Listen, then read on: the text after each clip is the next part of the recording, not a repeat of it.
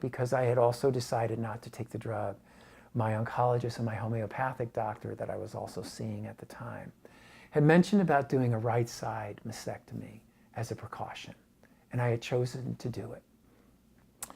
And my oncologist was amazing in it, in the fact of the day that I went to see her, it was about a couple of weeks after I'd seen my homeopathic doctor for the first time.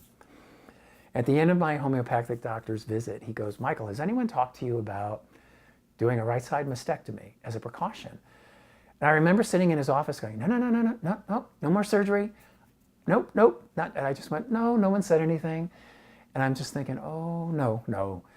And as we're driving home, I remember sitting in the car, and I remember going, this is really frightening me.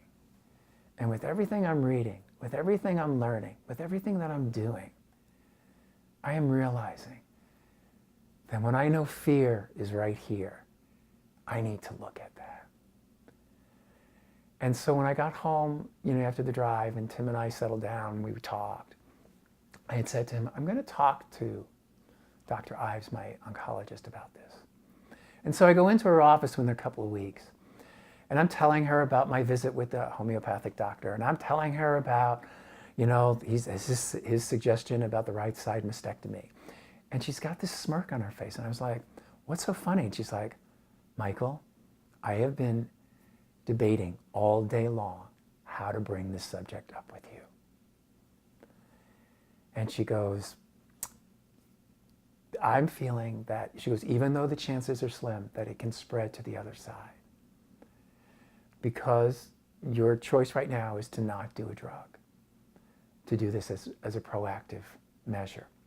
And she goes, what I'm going to ask is that if you would feel comfortable talking to your surgeon about this. And I trusted the surgeon because he had taken me through multiple surgeries.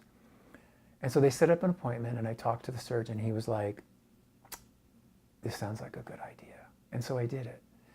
And so as I was becoming more of an advocate and opening myself up and allowing myself to become more vulnerable about sharing some intimate details about my life that I normally would not do,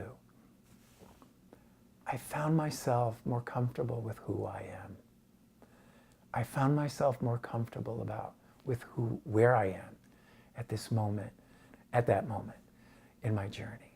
My advocacy started blossoming as I started sharing. And I continued with my visits to my oncologist. Because my blood work was excellent, she pushed me to 6 months. And then she was even talking about maybe going to a year.